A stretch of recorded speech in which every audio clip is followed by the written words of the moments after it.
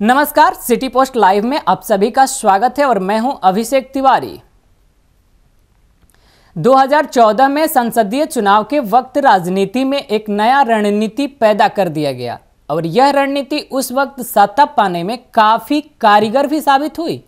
अब एक बार फिर से कुछ पार्टियां उसी रणनीति पर काम करने में जुटी हुई हैं। हमारे सिटी पोस्ट लाइव के राजनीतिज्ञ विशेषज्ञों का मानना है कि यह रणनीति अलग अलग चुनावी क्षेत्रों के मद्देनजर जनता के हित में नहीं है। मतलब साफ है, यह रणनीति जनता को ध्यान में रख कर के उनके हित के लिए नहीं बनाई गई है। यह रणनीति अपने राजनीतिक कमजोरियां छुपाने और अपने लिए सत्ता हासिल करने को लेकर बनाई गई है। इससे भी ज़्यादा हैरानी की बात तो यह है कि चौथे स्तंभ में आने वाले भारतीय मीडिया ने भी कभी भी इस पर सवाल नहीं उठाया और ना ही अब तक कभी चुनाव आयोग ने सवाल उठाया है। और तो और भारतीय मीडिया इस चुनावी रणनीति को अलग अलग प्लेटफॉर्मों के जरिए अलग अलग तरीके से पेश भी करती रही है। वो रणनीति यह है, चुनावी परिणाम घोषित होने से पहले प्रधानमंत्री पद का उम्मीदवार घोषित कर देना।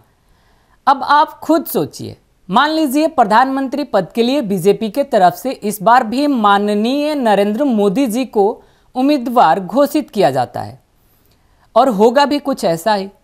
अब जरा सोचिए इन बातों को। जिस क्षेत्र से आप आते हैं, अगर वहां से आपके सांसद प्रतिनिधि अच्छा ना हो, आप उसको पसंद ना करते हो, साथ ही अगर आप मोदी जी को प्रधानमंत्री भी बनाना चाहते हो, तो क्या आप क्या करेंगे?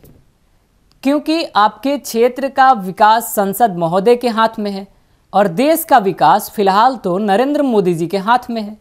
और अगर आगे भी आप उन्हीं के हाथ में अगर देना चाहते हो तो ये रणनीति आपके लिए तो कारगर साबित नहीं हुई। तो अब ठीक ऐसा ही सवाल बिहार के पूर्व उप मुख्यमंत्री और राजद को रिप्रेजेंट कर रहे राजद सुप्रीमो लालू प्रसाद के बेटे तेजस्वी से भी एक इंटरव्यू के दरमियान पूछा गया। सवाल था, क्या 2019 के चुनाव में महागठबंधन की तरफ से पीएम पद का उम्मीदवार कौन होगा, मायावती या राहुल गांधी? यह प्रश्न पूछे जाने पर तेजस्वी ने कहा कि यह चुनाव किसी व्यक्ति को प्रधानमंत्री बनाने का चुनाव नहीं है। वाकई ये बहुत बड़ा जवाब है। यह चुनाव संविधान और देश को बचाने का चुनाव है। तेजस्वी ने कहा कि हमें देश के संविधान को बचाना है और जो भी बीजेपी को हराएगा हम उसका समर्थन करेंगे। यह चुनाव नरेंद्र मोदी वर्सेस देश की जनता के बीच है। दूसरा सवाल, क्या कांग्रेस के साथ आपका बिहार के लिए हाथ मिलाना सही होगा? इस पर जवाब रहा, कांग्रेस को सोचना चाहिए कि जो क्षेत्रीय दल मजबूत हैं उन्हें बढ़ने देना चाहिए। कांग्रेस तो एक पैन इंडिया पार्टी है। बिहार में भाजपा को हराने में कौन सी पार्टी सक्षम है और किसके वोट कितने प्रतिशत हैं, यह सभी को पता है। राजद तो केवल बिहार और झारखंड में लड़ती है, तो कांग्रेस को इसके मद्देनजर अपनी रणनीति तय करनी होगी। हमारी समझ में आपका एक वोट बहुमूल्य है, इसलिए आप साड़ी और पैसों की लालच में पड़कर इसे यूं ही ना बर्बाद करें।